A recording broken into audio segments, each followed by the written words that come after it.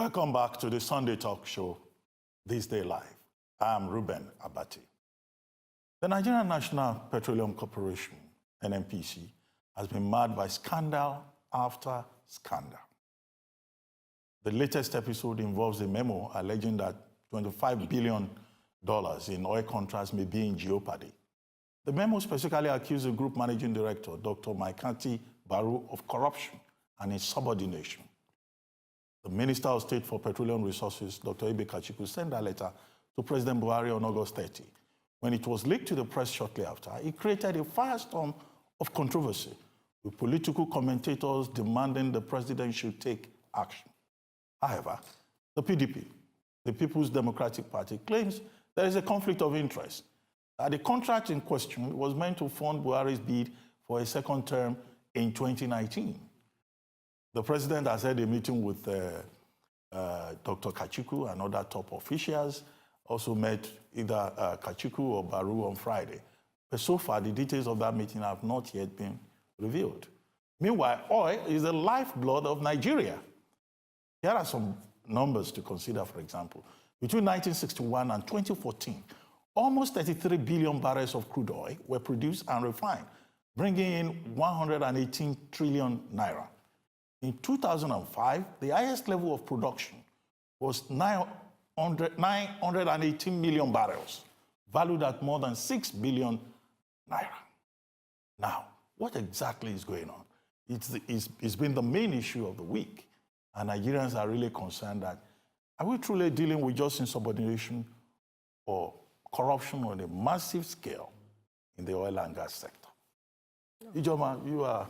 Well, all this boils down to governance issues, which unfortunately, despite all the mantra and the promises of change, this administration has obviously shown that it's going to be business as usual, because NNPC remains one of the most opaque institutions, non-transparent institutions in this country. I know to some extent when Kachikwu was there, he tried by releasing their management accounts. But even then, I challenged him at some point. I said, look, your management accounts are not enough. They are being put together by your own people. It's high time you bring in auditors. Your Establishment Act makes it very clear that you are supposed to be audited like any other company. Your audited accounts are supposed to be published. It is only when we get this, then we would know for a fact if NNPC is operating efficiently or not, whether its resources are properly deployed or not, whether its contracts are duly awarded or not. Do you understand? It all comes down, and then there's also the aspect of the PIB, or whatever the Senate today, yes. The Senate today calls it the Petroleum Industry Governance Bill. This legislation has been in the National Assembly for 10 good years. Yet, we've not seen it come to light. Do you know the primary reason it's not come to light?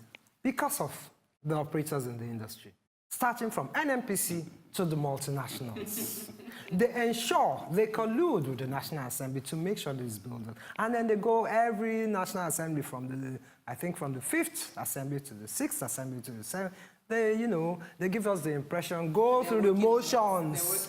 They are working on it. Sometimes, even in the last assembly, I think the House actually passed one aspect of the bill. Do you understand? They go through the motions and nothing comes to light. Because if you really want to end the rot in NNPC, and I do believe that the PDP's allegation was yeah, but this lack of transparency, yes. We've been having it from government to government, from one administration to the other. Any end in sight? Do you think NNPC will ever become transparent? The point made by Ijoma is fantastic. It reflects the situational reality. But let me give an additional footnote to it, why the problem will always be there. There is conflict between being a minister of and being a minister for. The minister of is generally referred to as honorable minister. An honorable minister is the substantive, minister. But when you are minister for, the name is Minister of State for with specific area of responsibility. But in order to reconcile the tension between Minister of and Minister for in Nigeria, what they have done is to say, all right, the two of you can attend cabinet meeting. They are there. The implication to what we are, for what we are discussing is simply that Mr. President, President Muhammadu Buhari, is actually the substantive minister. He is Minister of, petroleum, etc. While Kachikwu is Minister of State for a delegated, responsibility. Now, every function in government is delegated from the chief executive down. But the issue is that now Kachikwu has been marginalized, and reports are made directly to the substantive minister. This is where the first problem is located.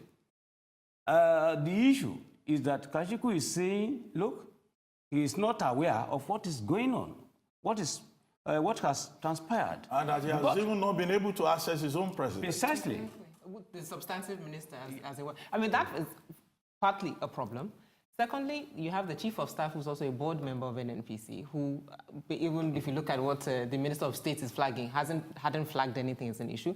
You have a letter that was released that has no stamp of the fact that it was received by any office, so there's still that speculation that it was ever even sent. But I think more fundamentally, it speaks to, the Buhari administration came in with this anti-corruption, and people were expecting really hard decisions. And I think over the course of the 2 years, we've seen that they haven't taken those hard decisions. And even recently, you have both the secretary to the federation, to the government, the report, government of the federation. Thank you. That's what I was looking for. The report on him, the report on Mr. Oki of NIA. Nothing has happened. There was a panel set up. The report was presented on his arrival in August. Until now, nothing has happened. So when you expect decisive actions on people who have clear allegations, and a report has been, even Kachikwu, there's an EFCC report dating back to a year ago about him. So you have all of that, but yet no clear decision has been taken. Why do you have these conflicts of personalities in the administration? What do you mean conflicts? Well, you have had before now, one department of government attacking another department of government. This is not the first time you will find key persons in the administration taking their battles to the public. Is it not a bit distracting? Is it not something that Nigerians really should be concerned about? Especially when you have a president that's not taking decisive action that people expect him to take. It's a leadership problem. Yeah. As far as I'm concerned, we have I would not hesitate to say it, we have a very indecisive president. He's not on top of the issues. He allows that's things. Not how some people have put it. No, he allows some people matters. Say the president has been away most of the time. No, whether he's away or not, he allows matters to fester. Exactly. He's indecisive. Okay, the ones that he hasn't. He allows matters to fester. He got a report in August. We're now in October. So he's been, okay, fine, he was away. But he's gotten back. He's gotten a report that was presented to him by his vice president. He's had a month to read it, really. Prof. You see, I've never held the opinion that President Buhari is serious about his struggle or war against corruption. I've never held that belief. So, they've recovered money still. No, what is recovering money? You see, based on my own personal experience, what I have seen, Buhari is dealing with corruption at the highest level.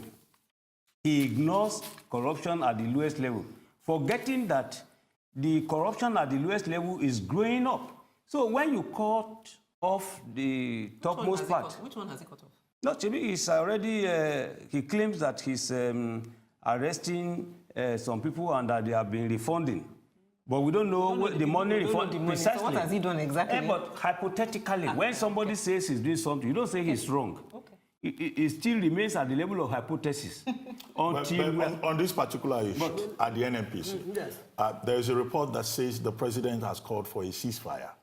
I don't know what that means in real terms, because the two key persons involved may not be saying much, but they have agents. You can see there are persons who have taken sides. Okay? The principles But of what do you ceasefire. think will happen at the end of this? Will it be swept under the carpet? I'll put a vote on that. Swept under the carpet. Let me give my, you know, I'm a journalist, first and foremost. So, and I do, from my own investigation, there's been no ceasefire. There's been no ceasefire. From what I understand, there's been no ceasefire. Again, the president is showing his incapacity to take a decision and resolve this issue once and for all. As far as I'm concerned, Dr. Akinterinwa's reference to being a minister and minister for state, all those things are irrelevant. The president, the same president as the Minister of Petroleum Resources, delegated his position as chairman of NNPC to his Minister of State for Petroleum Resources. And the board, he also constituted the board. And appointed his chief of staff. Do you understand? I appointed, and even included his chief of staff as the director of NNPC. Do you understand? And even just by, even if you look at, even if we have to adhere to corporate governance tenets, no CEO can take certain decisions without reference to his board, to his or her board. If this CEO thinks that he can act without the approval of the board, then there's a problem. You see, There's been a lot of talk about what is in the Procurement Act, what is in the NNPC Act, what the difference is between the Tenders Board and the main board of NNPC. But I guess we should also be worried that government memos, official correspondence, eventually just find their ways into the media. And they say, oh, somebody leaked it. And you don't know who leaked it. Prof, is that standard practice? there's no practice that is standard. In Nigeria or globally? Globally. When we talk about something standard, all right, it is on the basis that some people have come together, some states have come together to say, okay, this will be our standard. All right. The issue is that when you talk about standard practice, whose standard are you talking about? The problem in Nigeria as of today Well, is... maybe best practice. Would that be a better phrase? Yeah. Even when you say best practice, which world? Third world? First world? Everybody is claiming... Best practice qualified. Yes, of course. Best practice within which framework? What makes it best? What are the parameters you are considering? Scientific analysis require that in any given stratum of society, all right, you put your criteria there to determine, to assess evaluation. And when you now come to agree with those, then you can all do that. For instance, how do we come about first world, second world, third world? It's politicized. Economy. When they say underdeveloped country, it gives the impression that you have a developed country. Which country is not developing? It depends on where you are on the spectrum. That's what I'm saying. I guess there are indicators. Sorry. I guess there are indicators. I'd like to come in here. Yes, the indicators. I'd like to come in here because Dr. Abati just made reference to the Procurement Act, whether it supersedes the oversight functions of the board. I keep arguing. I've heard that argument, and my response to it is it's utter balderdash. For the simple reason that I keep asking, let anybody show me any clause or provision in the Procurement Act that excludes any board of any parastatal from its oversight functions.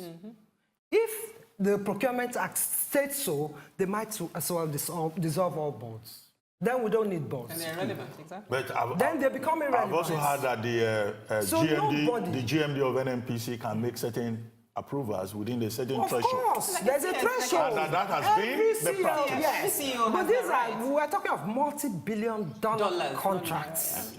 And then my response when people keep talking about Procurement Act, I keep saying, I have covered this oil industry from the age of 27, 28.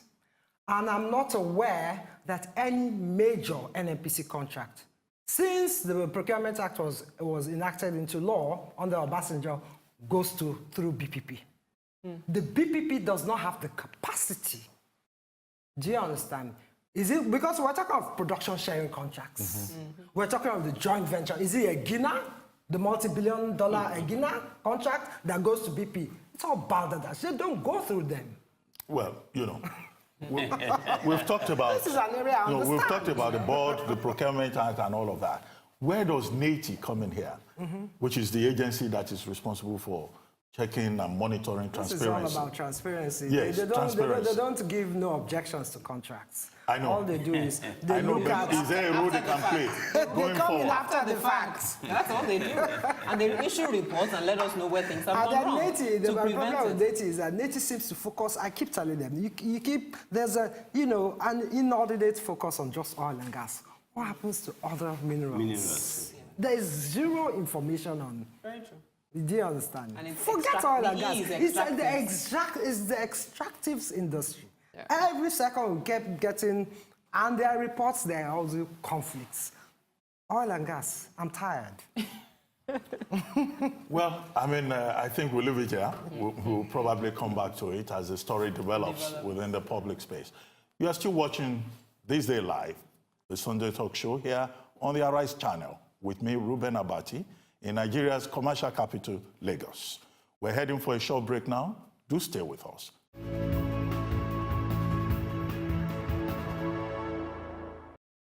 Welcome back to This Day Live here on the Arise News channel. I'm Reuben Abati. Now, before we paused for a break, we were discussing the NNPC scandal. And, you've all said so many things, but, just to wrap up that segment of this program, I'll come back to you, Ijoma, and then Prof, and then Yemi in that order. Ijoma. Okay. Another thing that you did mention, the Kachikwu having to defend himself about, no, you didn't mention it, but you left it out. In that letter, having to defend his Nigerianness or being a pro-Northerner. Because when he says, they accuse me of being anti-North, and he has to say, my father was a judge, was once in Kano, and I've worked in Kano, I've worked in several parts. When a minister has to defend his Nigerianness and has to state that he's pro-North, that's effectively what he's doing. Yeah. Then we have a fundamental problem. Clearly, we drag ethnicity into everything. Yes. We When drag a religion minister, into no, what you say, you can retract. When you put it in writing, there's a problem. Well, Prof, quickly. The position of Kachikwu remains a source of inspiration and encouragement for me as an individual. I hold the view that we are in a system, a country of unfairness and injustice, based on my personal experience. So when I see a minister come out and is explaining precisely what I've been complaining about, and I look at it to say, afterwards, I'm not left alone. Let our president sit down and look at unfairness and injustice to people who are patriotic and who are fighting for. So you are encouraging a situation where we have more whistleblowers Precisely. within the system. Yes. Yemi? I think just to piggyback on that, it's very reflective. So you had Malam El-Rufai's letter, which was leaked a few months ago. You now have this one. And as Ijoma said, it's just consistent about a president who's not taking decisions. Malam El-Rufai listed a whole bunch of things, nothing happened. Kachikwu has listed this thing, I might vote again, nothing's going to happen. Nothing. Well, we're going for a short break. Thank you very much. Do stay with us. We will be right back.